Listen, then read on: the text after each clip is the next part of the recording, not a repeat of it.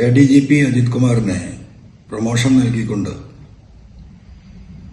DGP ആക്കാനുള്ള സംസ്ഥാന ഗവൺമെന്റിന്റെ തീരുമാനം ഇന്ന് പുറത്തു വന്നിരിക്കുകയാണ്.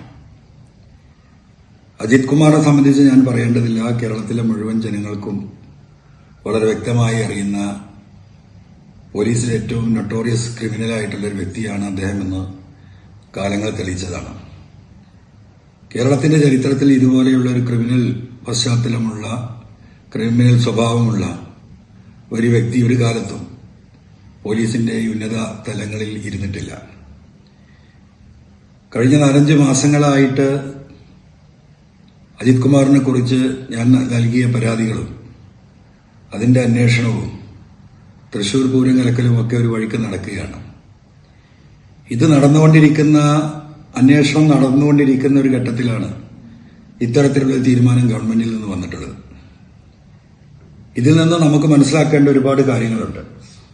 ഒന്നാമത്തെ കാര്യം, ഈ അന്വേഷണങ്ങൾ വെറും പ്രഹസനമാണ്. ഇത് പ്രഹസനമാണ് എന്ന് പല ഘട്ടത്തിലും ഞാൻ പറഞ്ഞിട്ടുള്ളതാണ്. സർക്കാരിന്റെ സത്യസന്ധത തെളിയിക്കാനാണ് സർക്കാർ ഈ അന്വേഷണം കൊണ്ട് ഉദ്ദേശിക്കുന്നതെങ്കിൽ അതൊരിക്കലും നടക്കില്ല. സർക്കാർ ഒരു ജുഡീഷ്യൽ അന്വേഷണത്തിന് തയ്യാറാകണമെന്ന് പല ഘട്ടത്തിലും ആവശ്യപ്പെട്ടിട്ടുള്ളതാണ്.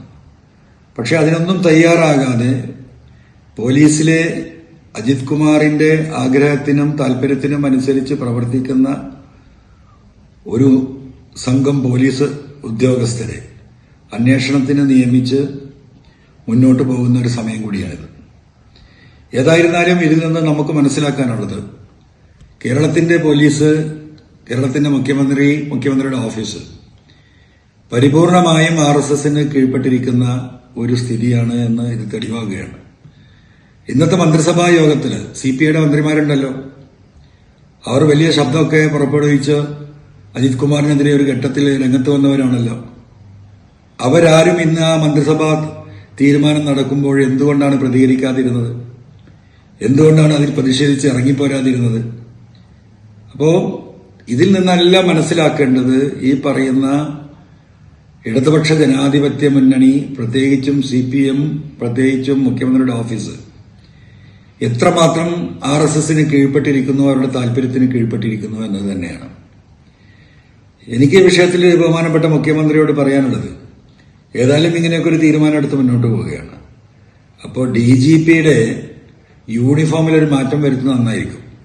അദ്ദേഹം ആ അധികാര കസേരയിൽ വരുമ്പോൾ ഇന്നുള്ള DGPയുടെ യൂണിഫോമിന് മാറ്റം വരുത്തി RSSന്റെ ആ മുട്ടുവരെയുള്ള കാക്കി ട്രൗസറും ആ ദണ്ടുമെല്ലാം കയ്യിൽ കൊടുത്ത് DGPക്ക് ഒരു RSSന്റെ യൂണിഫോം കൂടി നൽകാൻ അടുത്ത മന്ത്രിസഭാ യോഗത്തിൽ ഒരു തീരുമാനമെടുക്കണമെന്നാണ് പറയാനുള്ളത്. കേരളത്തിൽ കഴിഞ്ഞ കുറെ മാസങ്ങളായിട്ട് നടന്നുകൊണ്ടിരിക്കുന്ന പല വിഷയങ്ങളും, ഇപ്പോൾ നവീൻ ബാബുവിന്റെ മരണമടക്കം ഒരന്വേഷണവും എവിടെയും എത്തിയിട്ടില്ല. ആ കുടുംബം ഇപ്പോൾ കോടതിയെ സമീപിച്ചിരിക്കുകയാണ്. അതുപോലെ ഞാൻ ഉയർത്തിയ സ്വർണ്ണക്കള്ളക്കടത്ത് കേസ്, റിദാൻ ബാസിൽ കേസ്, മാമി തിരോധാനം തുടങ്ങിയിട്ട് നിരവധിയായ കാര്യങ്ങൾ, ഇതിന്റെ ഒന്നും ഒരു വസ്തുത കേരളത്തിലെ ജനങ്ങളെ ബോധ്യപ്പെടുത്താൻ ഈ ഗവൺമെന്റിന് ഈ നിമിഷം വരെ സാധിച്ചിട്ടില്ല. പക്ഷേ ഇടതുപക്ഷ ജനാധിപത്യ മുന്നണിയുടെ നേതാക്കളോട് എനിക്ക് പറയാനുള്ളത്, ഇതൊക്കെ കേരളത്തിലെ ജനങ്ങൾ കാണുന്നുണ്ട്. കേരളം ഒരു വെള്ളരിക്കാപട്ടണമൊന്നുമല്ല. ജനങ്ങൾ ഈ കാര്യത്തിൽ, ഈ വിഷയത്തിൽ അവരുടെ പ്രതികരണങ്ങൾ ശക്തമായിട്ട് പുറത്തുവരുന്ന തെരഞ്ഞെടുപ്പുകളാണ് വരാൻ പോകുന്നത്.